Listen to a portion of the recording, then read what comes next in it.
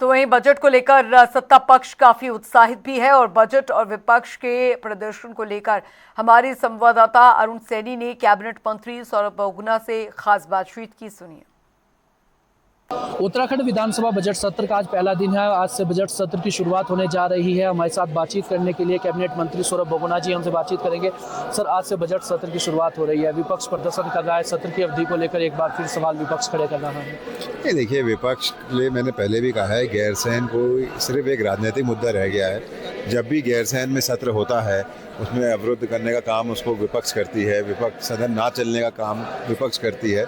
पिछले सदन भी जो यहाँ पर हुआ उसमें आपने देखा किस तरीके से विपक्ष ने हंगामा किया, सत्र नहीं चलने दिया। एक तरफ आप जनता को मिसलीड करने के लिए कहते हैं सत्र की अवधि बढ़ाओ, और जब सत्र चलना होता है तो आप सत्र चलने नहीं देते।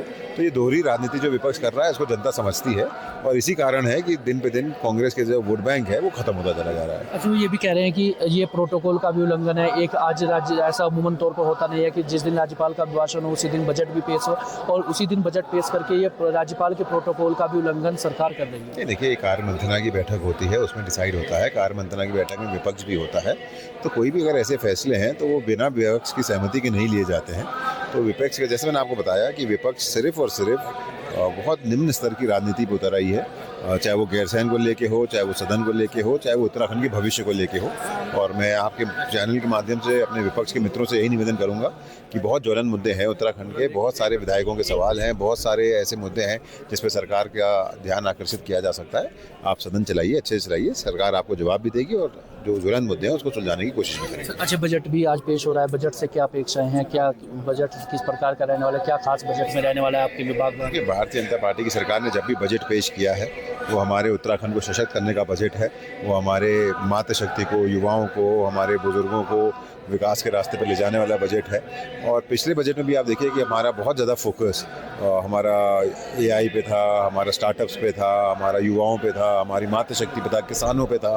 मुझे पूर्ण उम्मीद है कि इस बार का जो बजट होगा वो भी इन्हीं सारे सेक्टर्स को सशक्त करने के लिए होगा। जहाँ तक मेरे विभागों का सवाल है, हमने मुख्यमंत्री जी से निवेदन किया है कि फिशरीज़ ने और हमारे मिल्क फेडरेशन ने और हमारे एनिमल हस्बेंड्री ने, स्किल डेवलपमेंट ने अच्छा काम करके दिया है 4 साल में, और बहुत संभावनाएं हैं इन सेक्टर्स में, तो इसमें बजट इंक्रीमेंट होना चाहिए। सर, अंतिम सवाल है, हरीश रावत जी कह रहे हैं कि 2027 में हमारी सरकार बनती है तो गैरसैंण को स्थायी राजधानी बनाने का काम हम करेंगे। उनको पता है कि उनकी सरकार बनने नहीं वाली है, इसलिए ऐसी बातें कर रहे हैं। तो ये तो हमारे साथ कैबिनेट मंत्री सौरभ बहुगुणा जी, और साफ तौर पर इन्होंने कहा कि जिस तरीके से जो सत्र की अवधि को लेकर सवाल विपक्ष खड़े कर रहा है, विपक्ष की नहीं चाहता कि सत्र हो। पहले तो ये कहा जाता है कि सत्र की अवधि नहीं बढ़ाई जाती, लेकिन उसके बाद सदन चलने विपक्ष नहीं देता। इस तरीके के आरोप सत्ता पक्ष के द्वारा भी लगाए जा रहे हैं। जहाँ तक बजट को लेकर के, बजट भी आज पेश होना है, बजट को लेकर उन्होंने कहा कि जो बजट पेश होगा वो समावेशी होगा और सभी को ध्यान में रखते हुए बजट इस बार तैयार